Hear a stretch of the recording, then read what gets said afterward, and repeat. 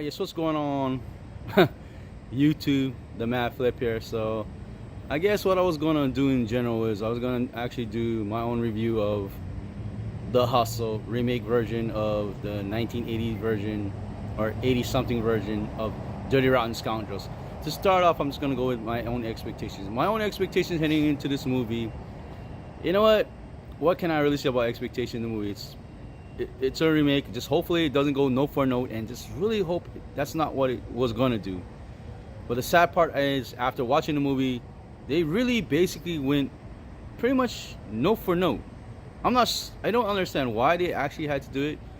I mean, let's put it this way: if you have never seen Dirty Rotten Scoundrels, I really thought the movie was not bad. It was pretty good for a movie that, if nobody's seen Dirty Rotten Scoundrels, then yeah, it's not bad. Dirty Rotten Scoundrels in general is a 1980 something movie, 88 probably wrong on the date. It's starring Michael Keaton. I'm sorry, not I keep saying Mike Keaton. Michael Caine and Steve Martin. That's the Dirty Rotten Scoundrels, which is based off, or I'm sorry, The Hustle is based off this movie, Dirty Rotten Scoundrels. So Anne Hathaway, starring Anne Hathaway and Rebel Wilson, is this movie, The Hustle. And overall, their performances overall is not bad. Like I said, if I never seen Dirty Rotten Scoundrels, I would have enjoyed this movie. Like, for example, the movie, I know, sad to put it, compared it to the Ghostbuster movie. You know, for Ghostbuster movie took on.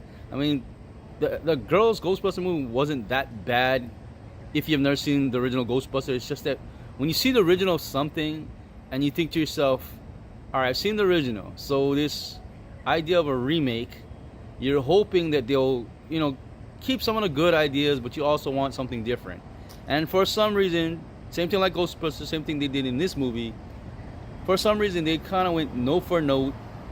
I mean, honestly, this movie is probably a lot better than Ghostbusters, though. That female version of Ghostbusters, this movie is obviously better than that. It's just that they went note for note, almost pretty much note for note, and they just had some ideas, different situations. It's just, in general, it was note for note, and that was pretty, to me, that was really disappointing. That's probably one of the most disappointing things I thought of the movie, is just it went note for note. I just thought it was fine if they just didn't do that. I mean, if they did something different, give something creative, I mean, yeah, it would have been better. And Rebel Wilson's performance, man, it's tough, man.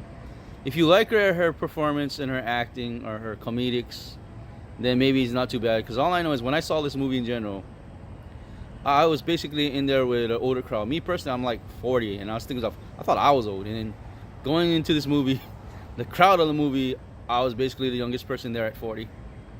Hard to believe that. 40 years old, I was basically the youngest person there. Everybody was in there, especially my row, man. I remember when I bought my tickets, I thought there were just 2 people in my row.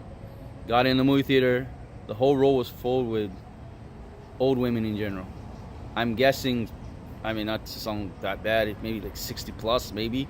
And then the other people in my theater looked like legitimately over 50 and stuff. So I was kind of shocked. So if I didn't see the original movie, because these ladies, I don't know why, because they kind of like talk towards the end, and they kind of like spoiled it. Like, for example, if I never seen this movie, I would have gotten really upset, because they were basically talking and spoiling it for me, basically. And I'm like, thank God I saw this, because if not, then I've been like really upset. But besides that, man, I went in there, like, for me personally, a 5.25.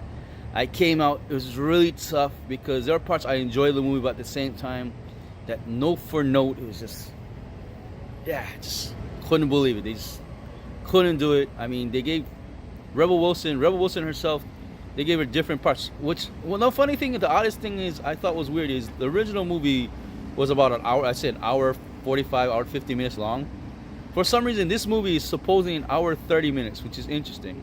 I guess that's probably a perfect runtime. It's just that I was trying to figure out how in the world, when you go note for note, the movie, and may change some scenes and may add some scenes, and to think to myself, how is the runtime shorter?